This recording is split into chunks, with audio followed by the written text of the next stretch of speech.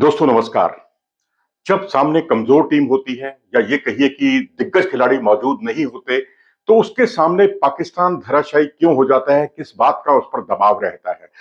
ये सब हम आज इस वीडियो में जानने की कोशिश करेंगे और पाकिस्तान की हार के 10 कारणों पर भी हम चर्चा करेंगे कि 10 रीजंस क्या थे, बड़े रीजन जिसकी वजह से पाकिस्तान ये मैच हारा।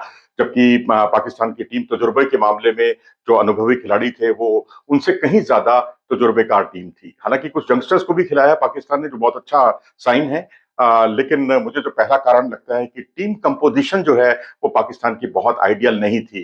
किंग्समीड डरबन पर आप दो स्पिनर खिला रहे हैं, मेरे ख्याल से उसकी कोई जरूरत नहीं थी।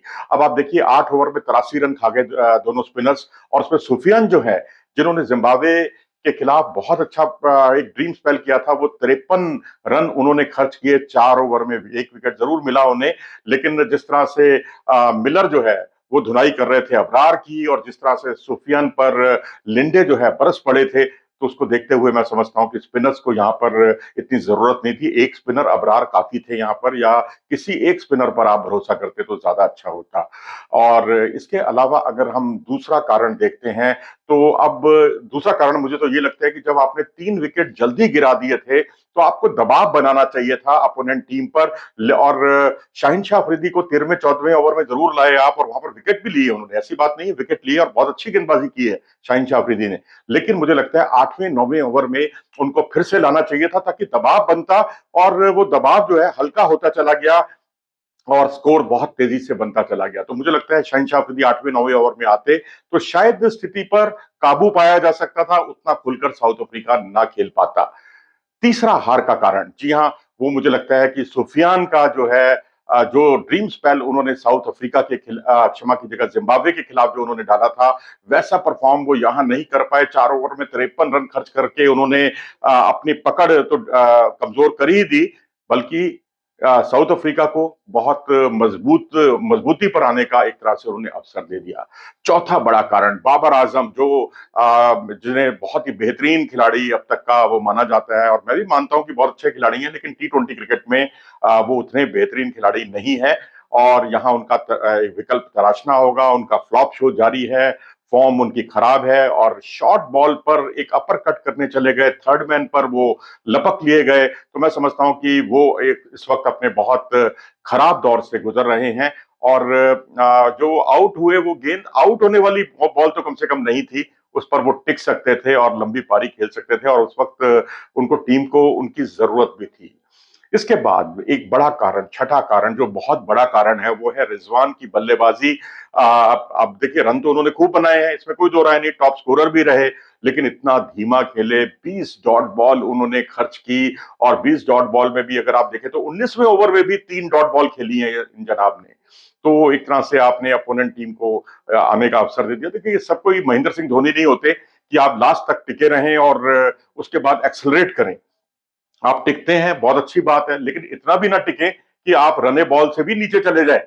T20 क्रिकेट में तो मैं समझता हूँ रन बॉल से भी नीचे खेलना अपराध होता है। ठीक है, आपने थोड़ा बहुत एक्सलेट करने की कोशिश जरूर की, लेकिन वो काफी नहीं थी। और वो मैं समझता हूँ जैसे MS धोनी किया करते थे, या पाकिस्तान के अन्य बल्लेबाज जो किया करते थे, या नसीम शाह ने जो 2 छक्के मार के जो मैच जितवाया था अफगानिस्तान के खिलाफ, या कई ऐसे मौके हैं, पाकिस्तान क्रिकेट में भी ऐसे बहुत से मौके हैं। तो मुझे लगता है रिजवान अपने साथ जस्टिस नहीं कर पाए टीम के साथ। अपना उनका इंडिविजुअल स्कोर जरूर रहा, जब कभी आंकड़े देखे जाएंगे भविष्य में तो यही कहा जाएगा कि ये टॉप स्कोरर थे, और बतौर कप्तान इनका परफॉर्मेंस बहुत अच्छा था। अगर आप दोनों, और सातवां कारण मुझे लगता है कि डॉट बॉल जो है वो दोनों टीमों ने बहुत की हैं, खेली हैं। साउथ अफ्रीका ने भी डॉट बॉल बहुत खेली है, पाकिस्तान ने भी खेली है, लेकिन फर्क कहां आता है कि साउथ अफ्रीका ने डॉट बॉल पर के बावजूद जो है बड़े बड़े शॉट्स खेले, और पाकिस्तान के जो बल्लेबाज हैं उस तरह के बड़े शॉट्स नहीं खेल पाए। ये एक बड़ा कारण था, और जिसकी वजह से मैं समझता हूं कि शिकस्त झेलनी पड़ी साउथ अफ्रीका को। अगर वैसे भी देखें आप, तो 14 छक्के अगर कोई टीम लगाती है, तो इसका मतलब है कि डॉट बॉल आपने खेली है, सबकी आपने एक तरह से भरपाई कर दी। और उसके मुकाबले अगर पाकिस्तान ने देखे तो 4 ही छक्के लगाए हैं पूरी पारी में। तो मैं समझता हूं कि ये भी एक बहुत बड़ा हार का कारण साबित हुआ। डेविड मिलर, जी हाँ, मिलर किलर इन्हें ऐसे ही नहीं कहा जाता।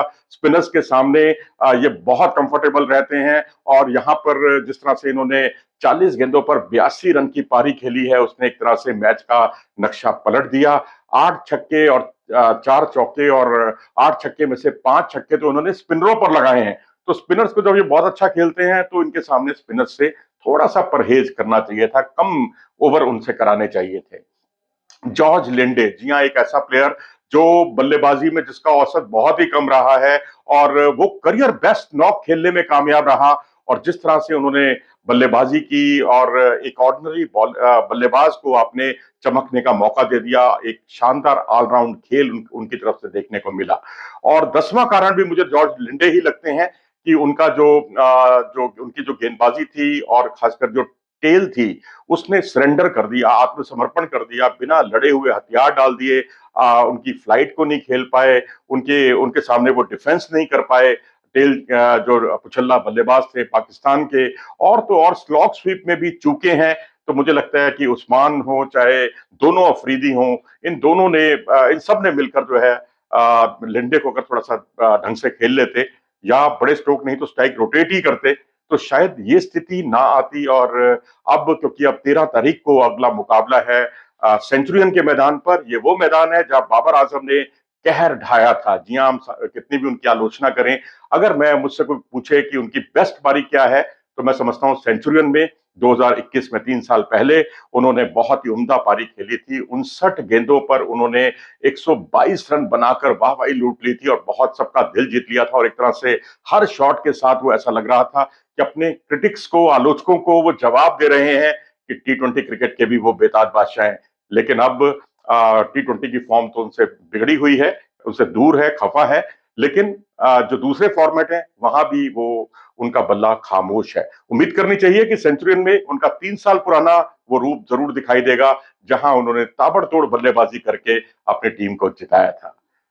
अपनी राय दें इस बारे में, पूरे मेरे तबसरे के बारे में। नमस्कार।